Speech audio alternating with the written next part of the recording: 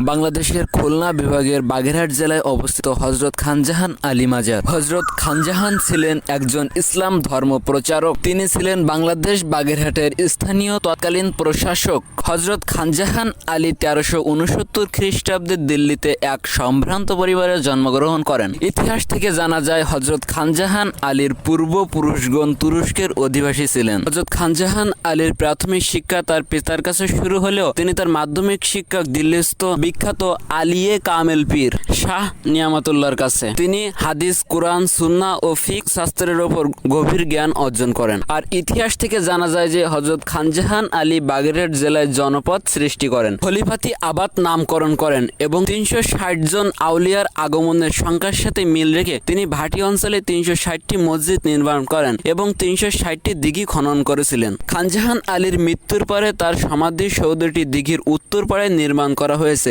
পরবর্তীতে এই স্থানটি হযরত খানজাহান আলী মাজার পরিচিত লাভ করে সর্বদা। হযরত খানজাহান আলী রাদিয়াল্লাহু তাআলা আনহু এর মাজারটি অনেকটা 60 গম্বুজ মসজিদের মতো দেখতে। মাজারের মধ্যে ছোট ছোট শিলা পাথরে তার জন্ম তারিখ, মৃত্যু তারিখ এবং কোরআন